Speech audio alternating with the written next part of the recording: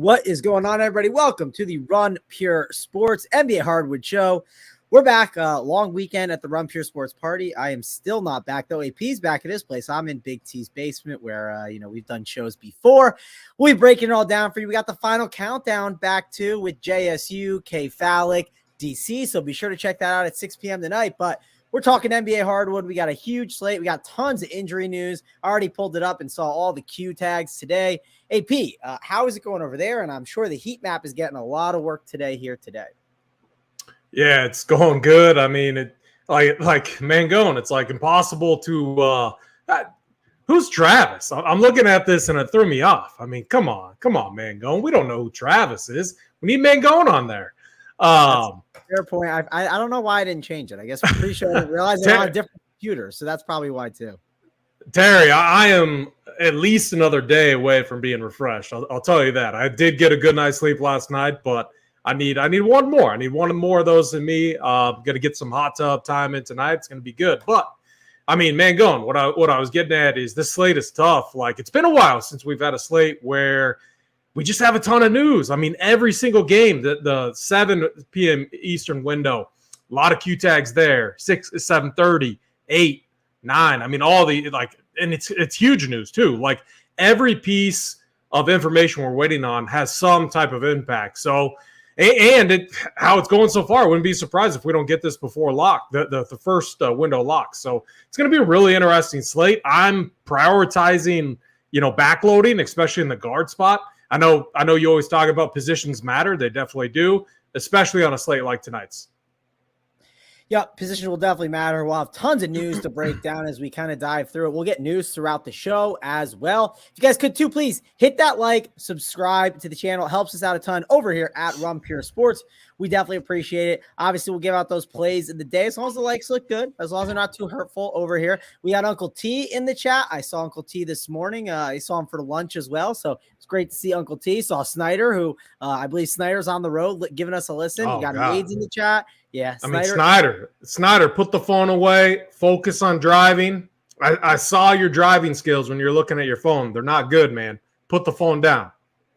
We got Snyder there. We got tons of members. Spencer Smith in the chat. Andrew Martinez. Tons of people. So if you guys could please hit that like, we would appreciate it. Obviously have a ton of things to dive into here with the NBA. So I guess let's kind of dive in right away, AP, because, again, we have so much injury news that we got to be breaking down tonight over here, talking a lot of DraftKings. We'll mix in some FanDuel as well for the people, too. But first game up is the Indiana and Charlotte game. And we know with Indiana and Charlotte, lots of news to talk about, right? Halliburton, he's already out. Mark Williams has been out for a while, so we've had some interest in the big men there. And because of that, they've gone a little bit smaller at times. So there are definitely going to be some plays that we have to consider here. I think, Kelly Oubre, Terry Rozier, those ball handlers are definitely going to get some looks. As I talked about, if they go small ball a little bit instead of some of those other bigs, you could see PJ Washington as a pretty good play. And both these teams, like, for instance, if you had the Miami Heat playing the Charlotte Hornets tonight, you'd probably have interest in the Miami Heat because they're playing Charlotte. Same with Indiana. If you have a team that's playing Indiana, let's say Portland was playing Indiana, you'd have interest in Indiana. This is just it, or Portland. This is a game that you are just going to target in DFS. It's going to be a good one. AP, how are you handling it? Is this a game to kind of dive into and just play a lot of plays from? Or are you just going to kind of pick a couple pieces here and there and then keep waiting on some of the news? What's your thoughts on Indiana and Charlotte? Yeah, I mean, there's a couple ways to look at this game. One, when you look at these two teams and kind of the names behind it, two teams that we like historically throughout the season, we've liked to pick on. The Pacers, we've been able to pick on them with opposing bigs. Same with the Hornets. I mean, the Hornets were just a disaster defensively before the All-Star break. Something's kind of clicked with them. A lot of it, I think, has to do with LaMelo. LaMelo, an awesome offensive player, obviously. He pushes the pace. He does many, many things that are good on an offensive basis. But defensively, he makes that Charlotte team much, much worse, and you're starting to see it. I mean, post-All-Star break, the Hornets have been surprisingly one of the better defensive teams in the league, and they've been terrible offensively. So, I'm really torn on this game. I actually like the under in it. Just when you look at the pieces, like Halliburton out, obviously LaMelo out for the season, those are two huge offensive pieces for both teams. And we still have a lot of Q tags. Isaiah Jackson, Matherin, who did he made shoot around. So I think he's kind of an upgrade. I think he plays here. And then Chris Duarte still questionable.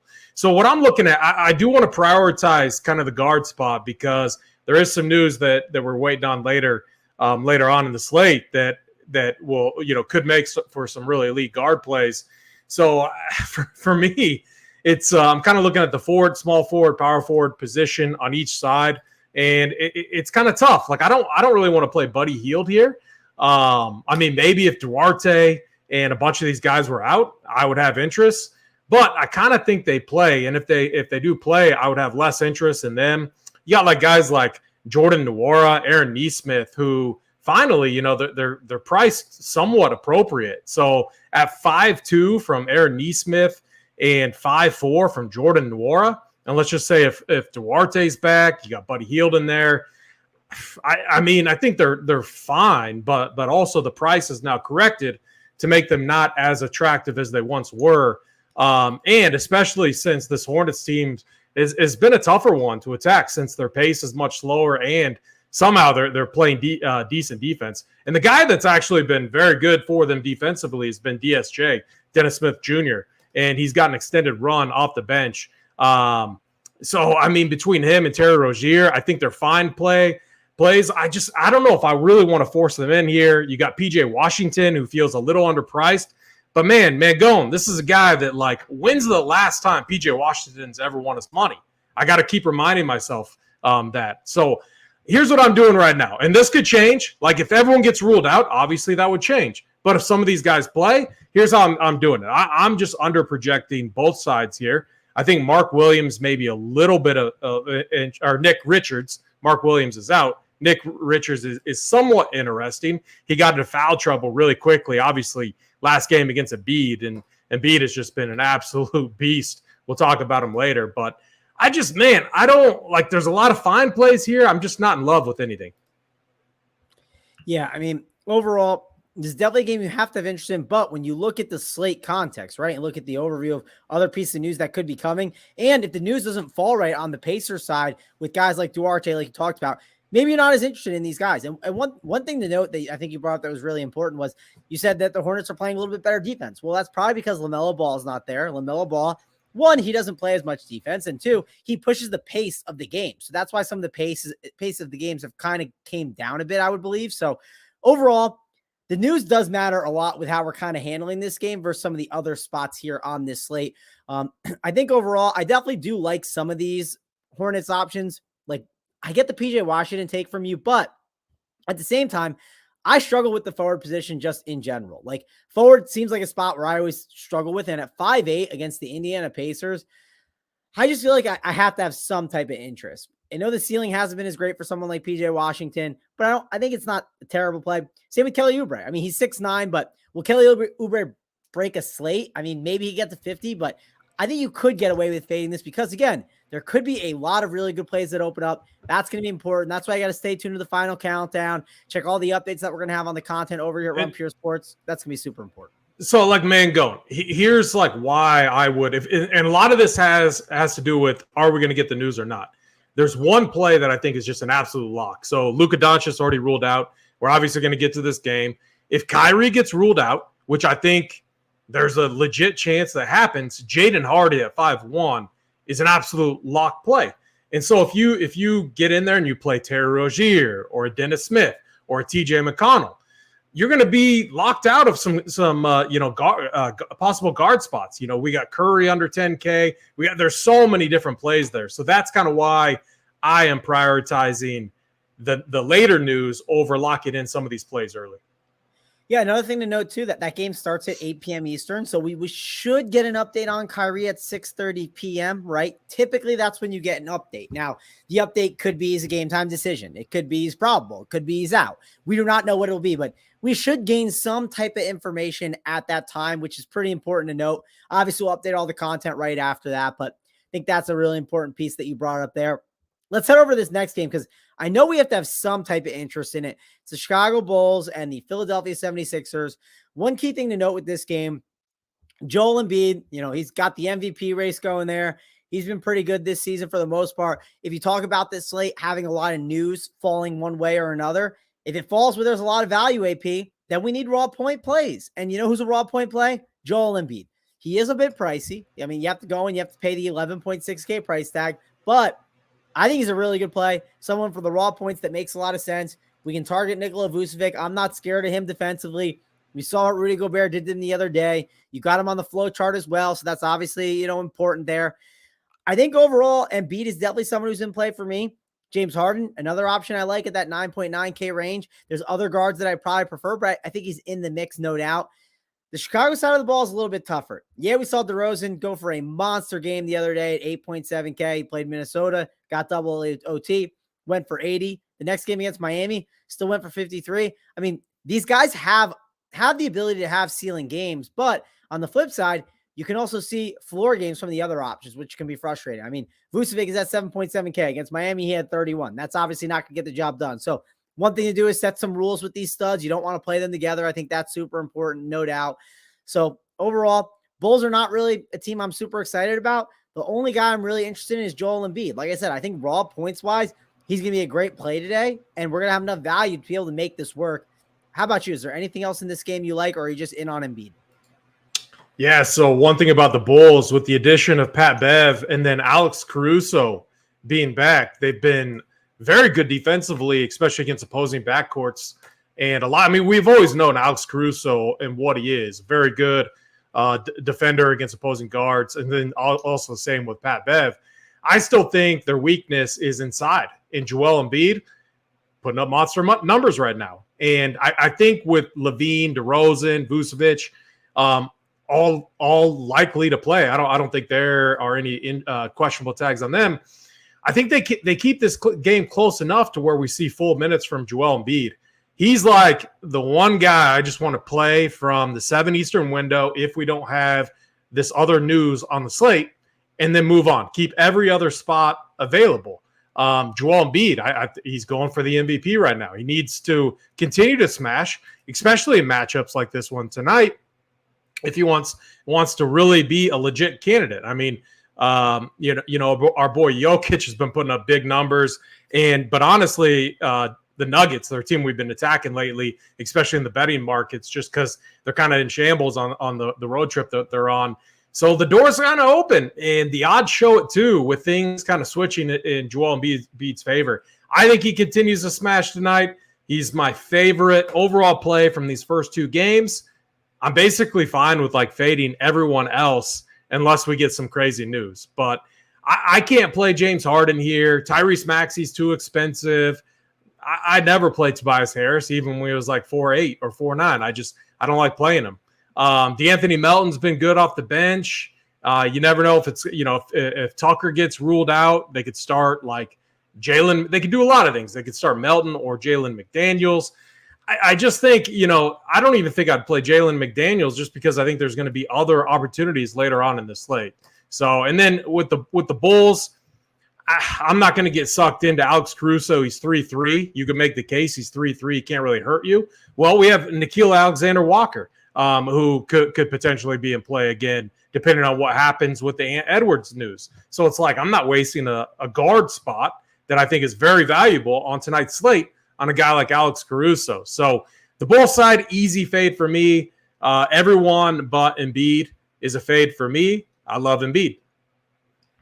Yep, we're arm in arm on that. I mean, just Embiid's great play. Someone I'm going to have exposure to, no doubt, on my teams today. You'll see him on my cores. It's just Embiid's a good play, and you're going to fill him out with these value plays. Definitely going to like him here in this spot. Obviously, we got a game coming up next. 7:30 spot, so that's a nice little window, and there's only one game. It's the Minnesota Timberwolves and the New York Knicks. One thing to note with the Minnesota Timberwolves, which is an important piece, if you are sitting there waiting on the news, right? You're wondering, is Rudy Gobert in or out, right? Well, you will not get that news in time, because typically, and I shouldn't say you won't, but the Minnesota Timberwolves do not give you a lot of information early. They typically hold it back till that 30 minutes before. We saw it the other day. We've seen it many times. There was a chance you get it an hour and a half before. Maybe we get it on the show, but I'm not banking on it. I'll say that. If you're sitting there and it's 6:45 and you're waiting for that Timberwolves news to come, it's probably not coming until after the first lock time. So if that's a big decision you have to make that decision. Don't just be sitting around waiting for that. But I do think this is a game we have to have some type of interest in. If Rudy Gobert is in, I think he's a really good play here in this spot. Also think you can make the case if Rudy's out, Mitchell Robinson gets a pretty nice bump at 4.5K. I think you would obviously like him. Naz Reid is another one. He's questionable, so we'll see what his status is. We know how that can go. Again, we need that news. That's going to be super important there. I know Ant Edwards is out of the walking boot, and he is questionable. Obviously, a big piece of news that can unlock Nickeil Alexander-Walker and a lot of other options here on this Timberwolves team that we got to like, right? Kyle Anderson gets a nice little bump usage-wise. There's definitely a ton of plays that would pop on the Minnesota side. If you talk about the Knicks, they had Jalen Brunson out for a while. Jalen Brunson is back. Jalen Brunson's price is 7.5K, which is kind of an encouraging price tag for someone who played 32 minutes in his first game back. I think he could be in play a little bit and will not have any ownership for sure. It's kind of a nice buy low spot because the price has dipped down because of injury. So overall, AP, I think this is a pretty good game. I think the Timberwolves situation is really tough to dissect without having the proper news. And then I think the Knicks, there's just kind of some price plays that you can make arguments for. Like Julius Randle, if you have the money just to spend it at power forward, I think it's a good spot for him. Jalen Brunson, you could argue this price is way too cheap. Mitchell Robinson, if there's no Gobert in there, I mean, it's going to be a really good spot for him at that price tag of 4.5K. What are you doing here with this Knicks and Timberwolves game, AP? Yeah, I mean, this spread kind of leads me to believe that we're going to see a bunch of dudes sit here. I mean, I would be so surprised and shocked if Anthony Edwards played, considering he was helped off the court. He's been in a walking boot. I mean, it's Edwards. He's a beast. They need him. They really do. They did not look good at all against the Raptors the other night. We saw more, playmaking from Slow-Mo, Kyle Anderson. Mike Conley wasn't good. They were playing, Jordan McLaughlin more off the bench. We talked about Nickeil Alexander-Walker, who was phenomenal against Chicago, or he played 26 minutes against Chicago, but then he was back to his bench role against Toronto. It's a tough spot. I mean, if all of these guys get ruled out, obviously, except let's just say, all right, so there's a few different scenarios we could talk through. The ones that I think are best is like if Rudy Gobert gets ruled out, we would love Naz Reid. If Naz Reid gets ruled out, I mean, Gobert's fine, but I don't think Naz Reid really changes him that much because they still have like Luka Garza, Nathan Knight, some of these other bigs that they have on the bench. And when you look at the spread here and how good the Knicks are playing, I could see this game just getting out of hand.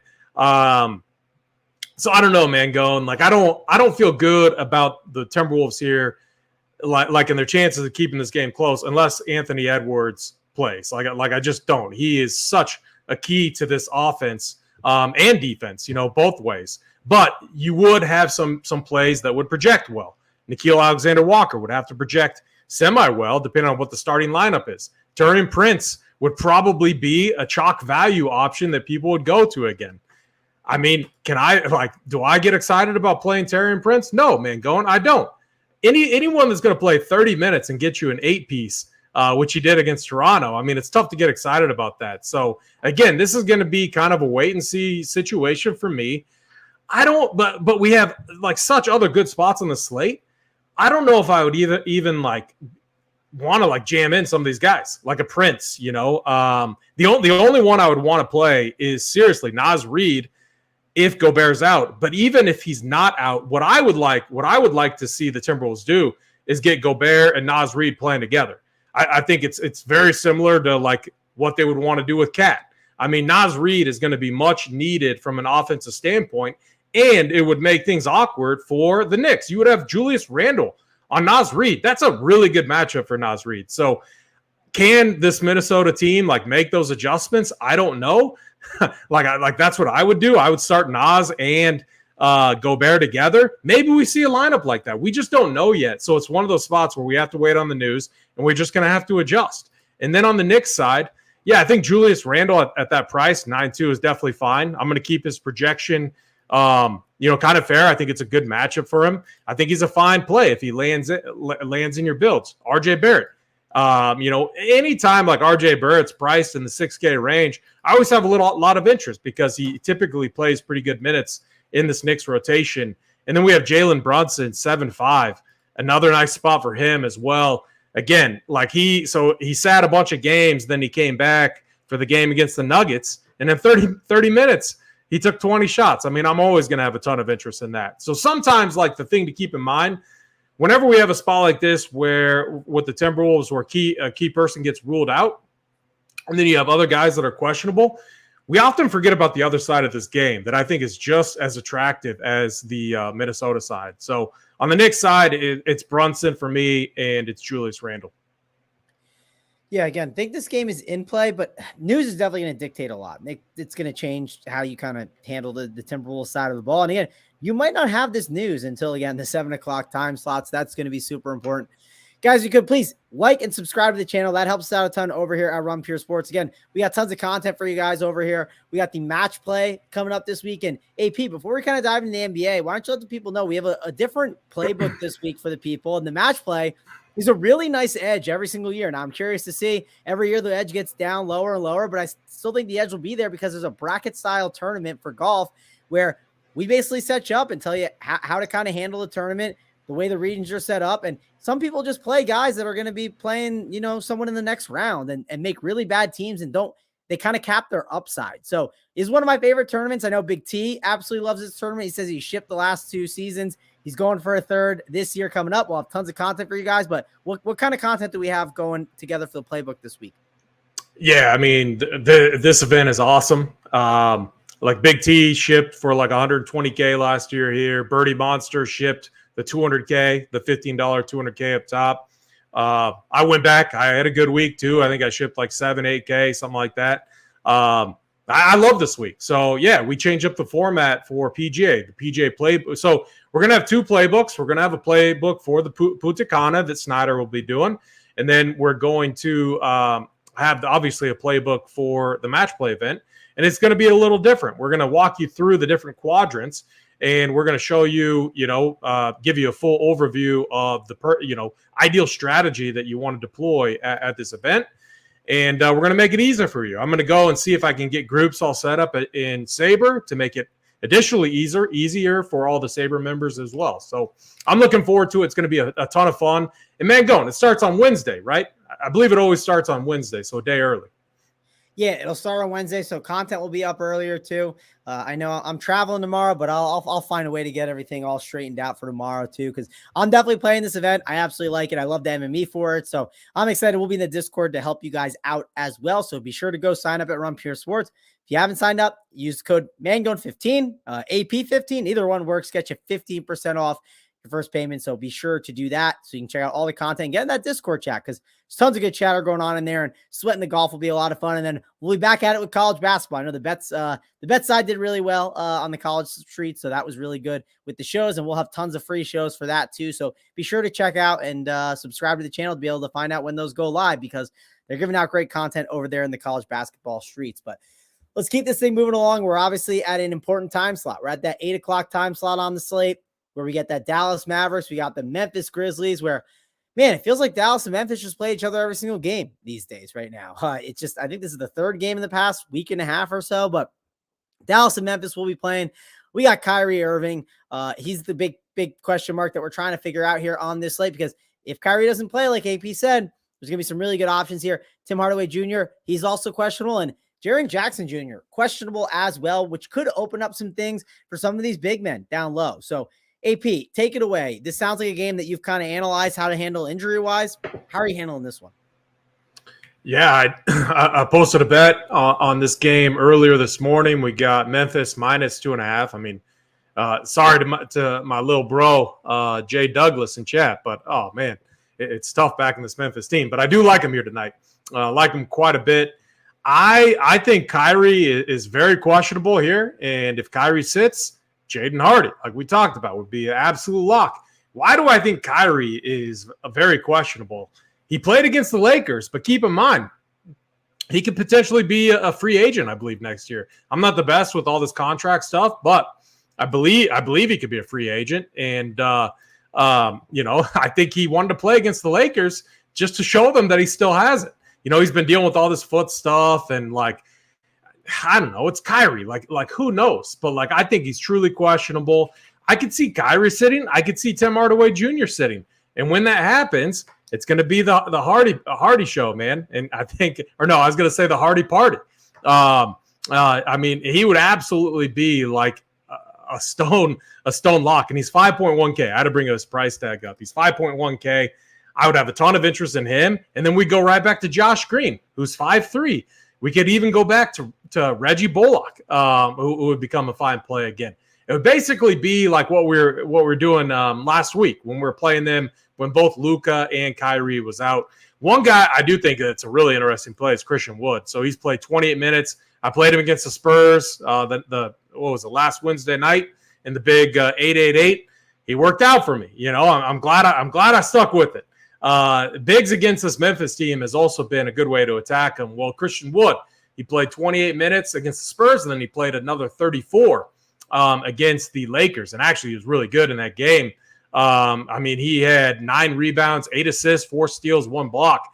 The dude he wasn't efficient from the field, but he was highly efficient in every other stat category. So I think Wood gets a ton of run here. So why am I not interested in like locking up a spot for like Miles Turner or Nick Richards and only Joel Embiid? It's because I want to see what happens with this Mavs spot. I think Christian Wood is a really interesting play.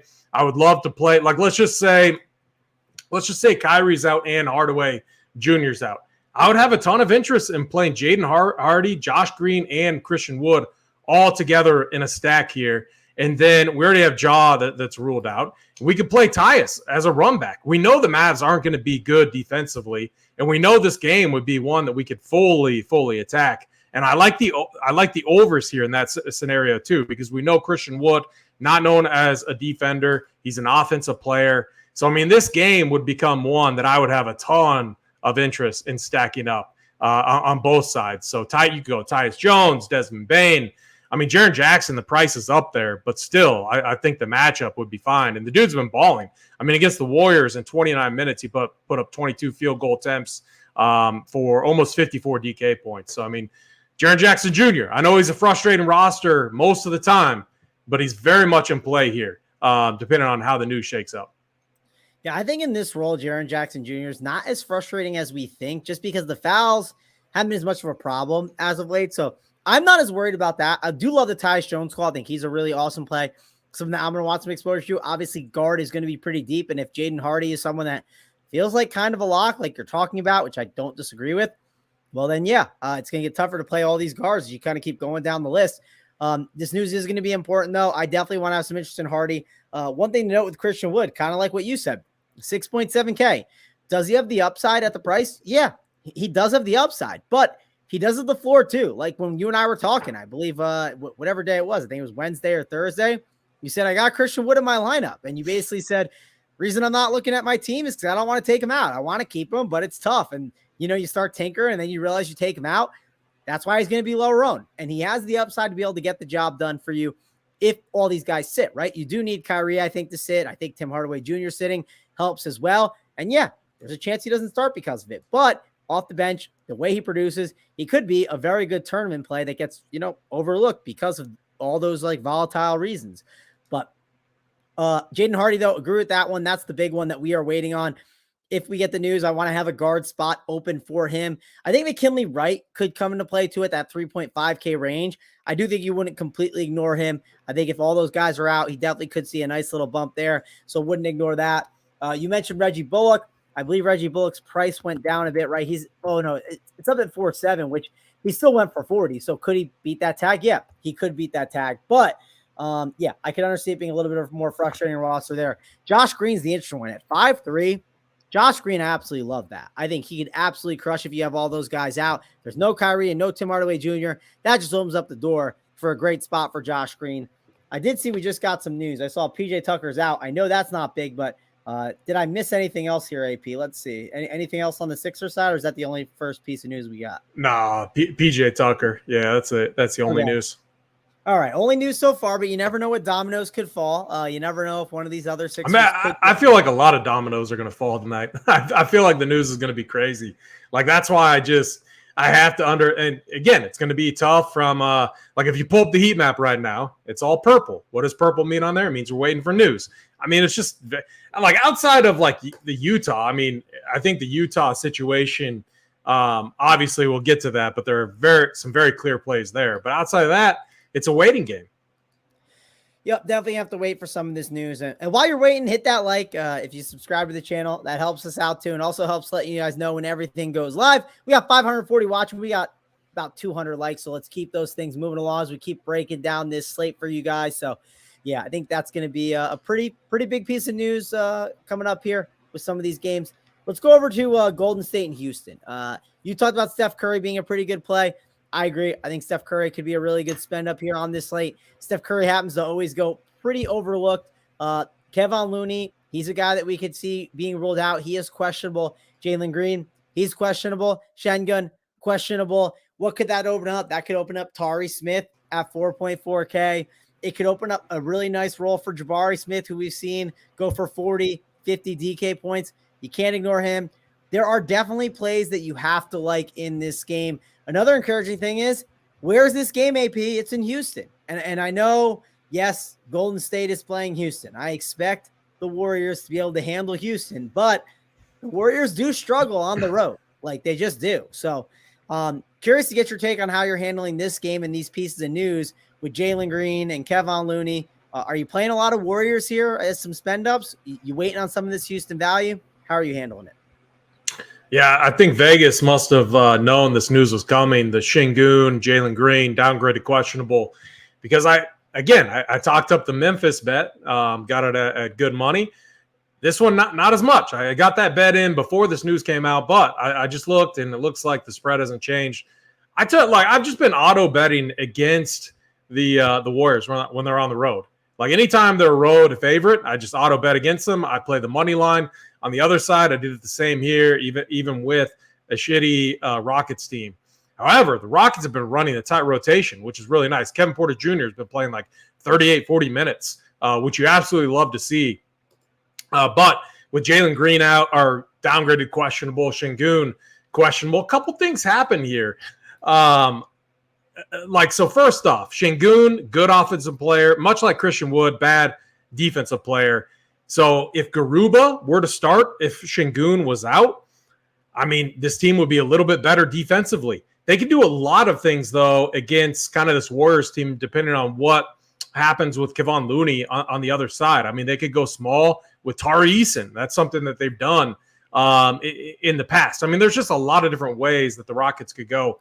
I do think with Şengün off the court, they are a little bit better of a defensive team.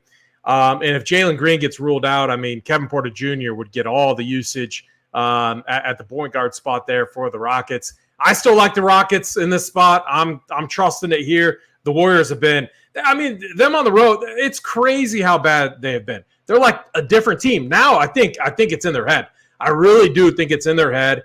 And this Rockets team is still going to be motivated. And I still think, even if Şengün sits and if Jalen Green sits, the Rockets, I still think, could steal a win here. That's how bad the Warriors have been on the road. And I don't know if it changes tonight at all. And I like the unders in this game originally too. But Steph Curry, 9.8K in an awesome matchup.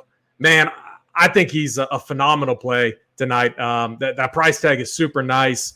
He's going to bounce back. I mean, he had a terrible game against Memphis. I mean, Dylan Brooks, I mean, man, he absolutely locked him down.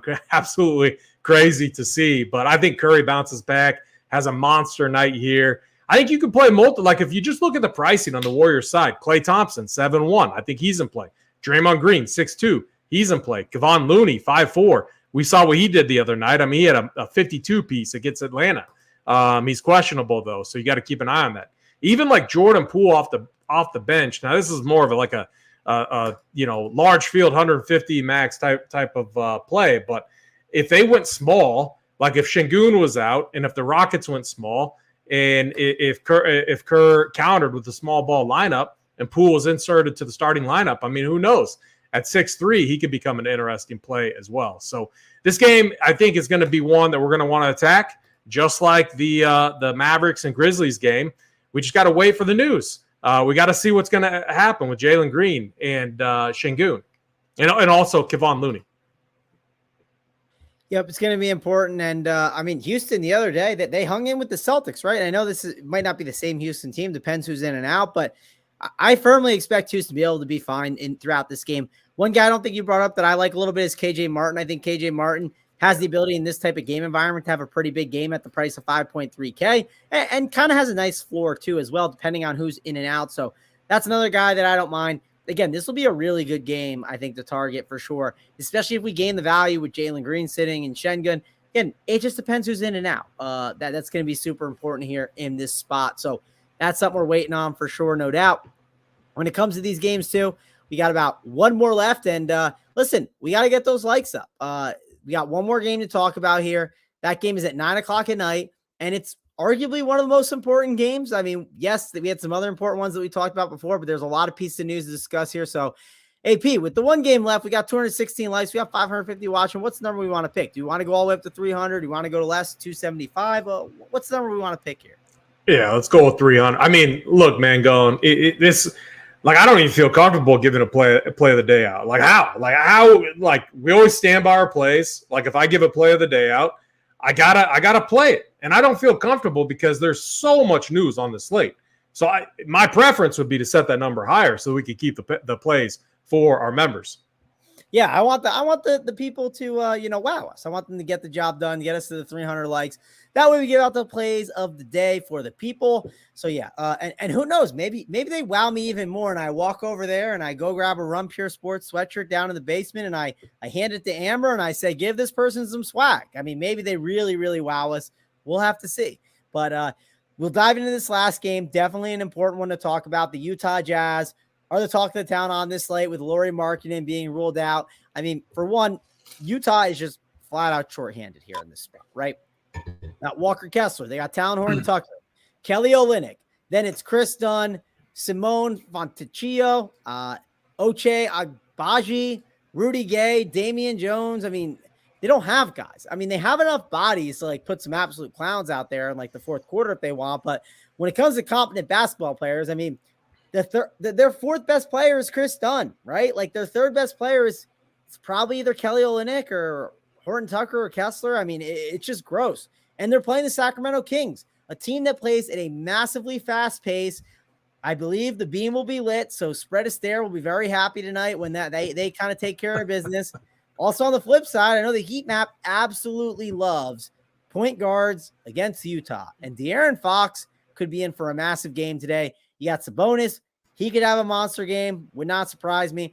Obviously going to be a really good spot DFS-wise that we want to target. And again, we have news that we're waiting on, and maybe people get the other pieces of news and they don't have enough spots for this last game, and maybe they should save them for it. So curious to get your take on how you want to handle this game here. I see DFness, though. He thinks there's some candidates instead. That's my favorite bit. I love waking up every morning to see what the Gold Dust play of the day was. That's a good bit. That's the way to do it. Like, instead of tilting the first quarter, blah, blah, blah, just do something like that. And D, he does such a good job. He stays consistent with it, too. So shout out to him. So a few things here to keep in mind. We saw situations like this very recently, and Chris Dunn is going to pop in projections. He could still get there, but keep in mind him and Talon Horton-Tucker are likely to split minutes running the offense. So with more run going to Talon Horton-Tucker, I don't think we saw them on the court together too often. Or if we did, the sample size is very, very, very small.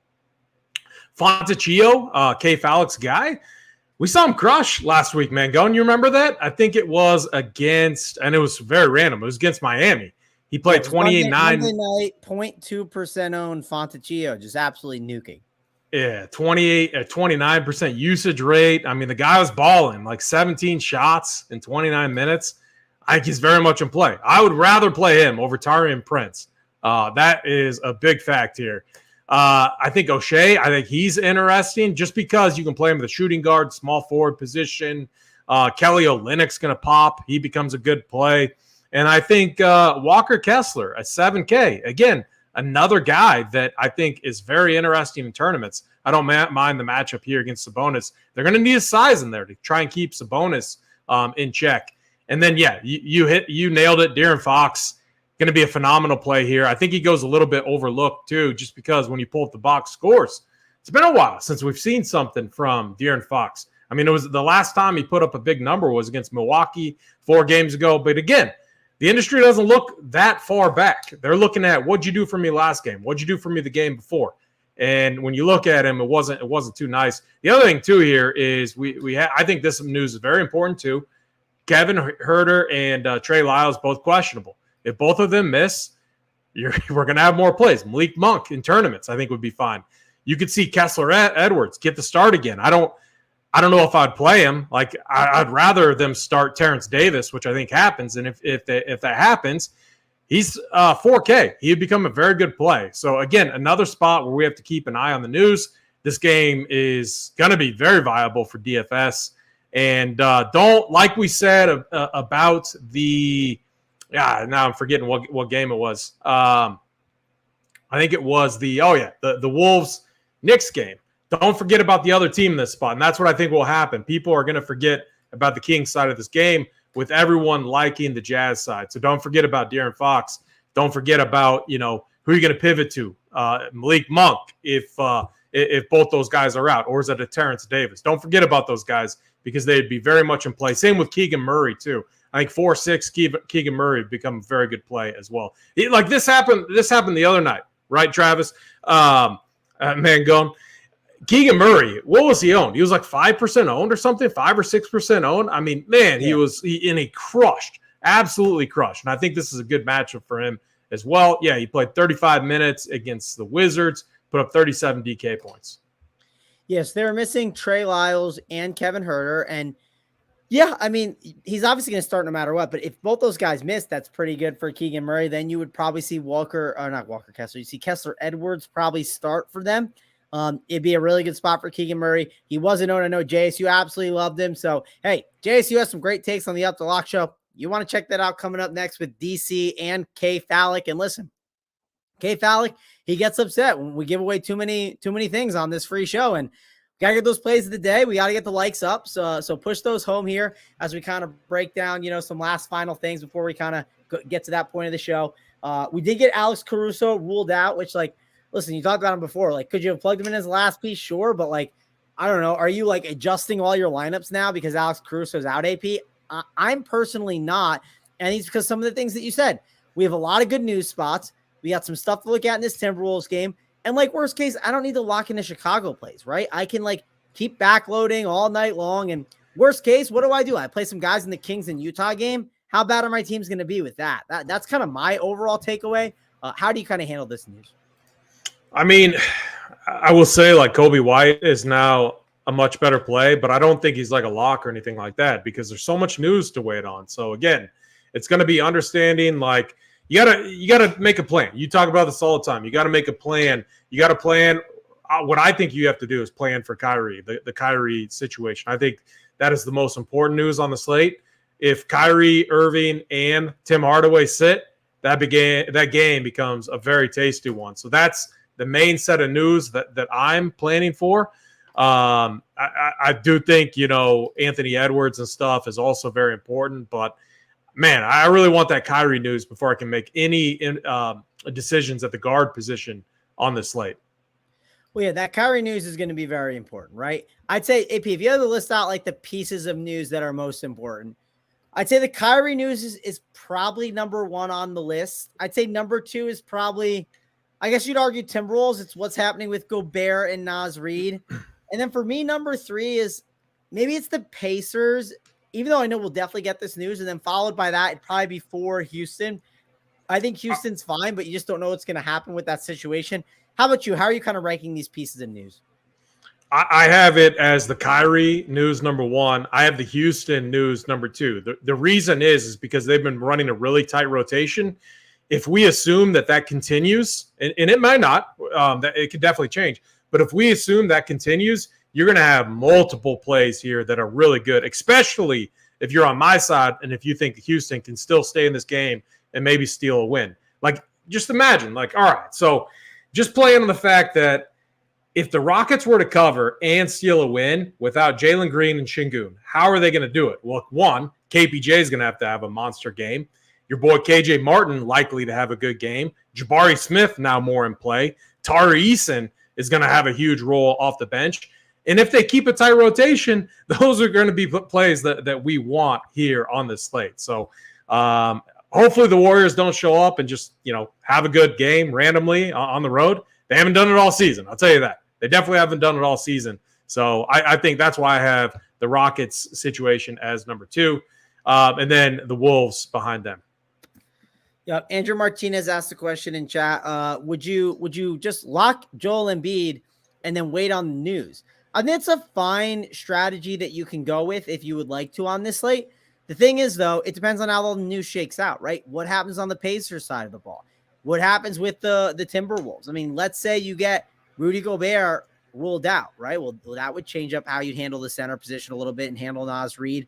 I believe he has both the eligibility of power forward and let's see, is he center also? Yeah, he's got both eligibilities, so that at least helps him there. But Joel Embiid does lock up a center spot, so it depends how much you value that center spot and value the spend up, and it also depends how you feel about if you don't get the value to go your way. I do think regardless, let's say the value doesn't go your way on some of these pieces of news, regardless, you have that Utah game to kind of fall back on, which is kind of an encouraging thing as well. But like we like to say all the time, just have a plan, right? The plan is important. Maybe it's not an ironed out perfect plan, but understand going in. Don't just say I'm going to backload the first 2 games and just go to the next set. And then you're sitting there like an idiot being like, man, I should have played Joel Embiid. He would have made so much sense. It's like you had to make that decision when things lock. So that's a really important note to go with.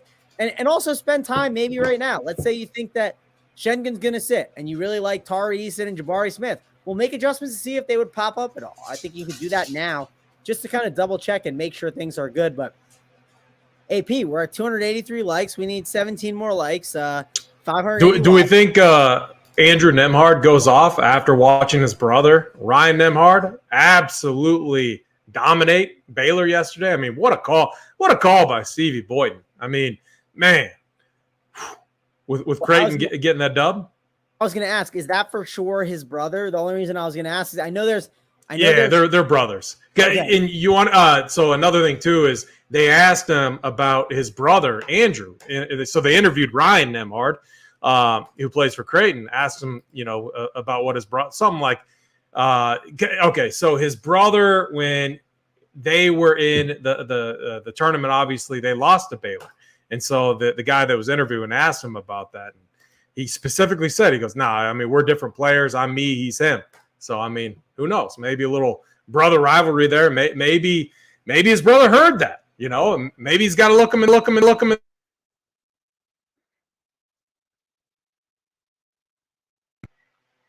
Yeah, for sure. I know you cut out of it, but I know you said, I know you made the look him in the eye reference, so that was good. I don't know if it's my internet or your internet, but mine went out. Sorry, it's back now. The look him in the eye. I can't make that comment. That's your comment.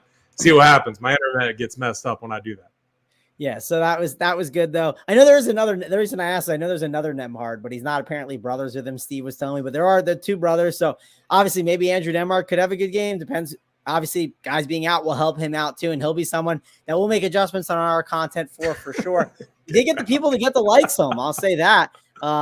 The chat's all confused, but we got 303 likes, so that's encouraging. Tom is asking, where's Kyrie? We don't know where Kyrie is. We think he should be playing. So that's good.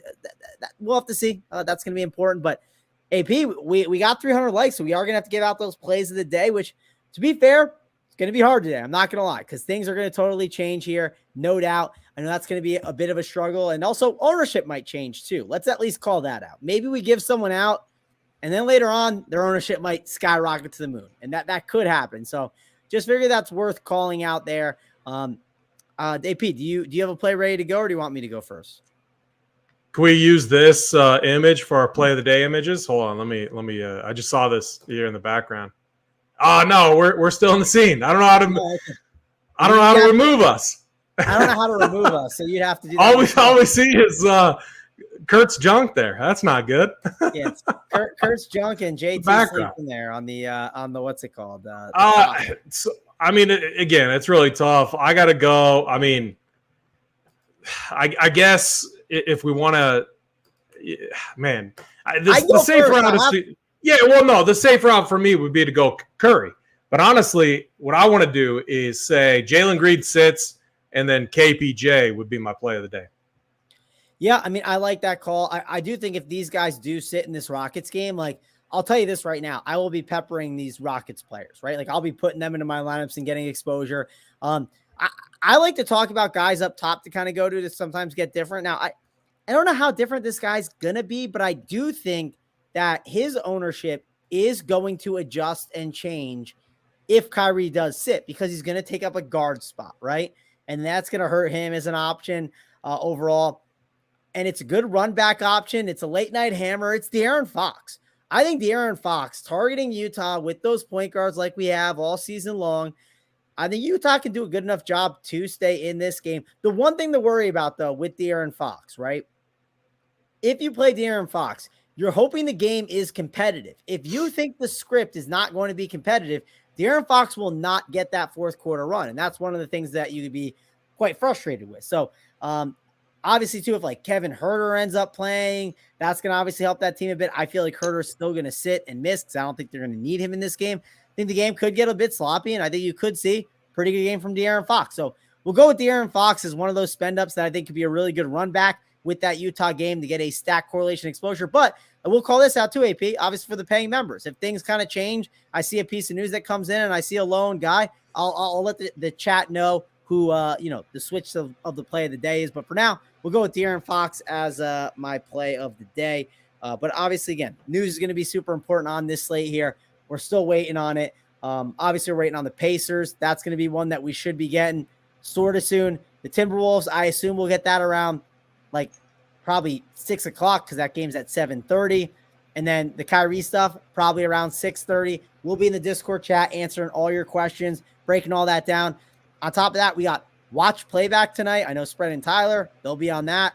I'll jump on with them for a little bit too today. So that'll be a lot of fun watching the games, talking about some of the swaps possibly too as well. So be sure to check that out. We got the Up the Lock show with JSU.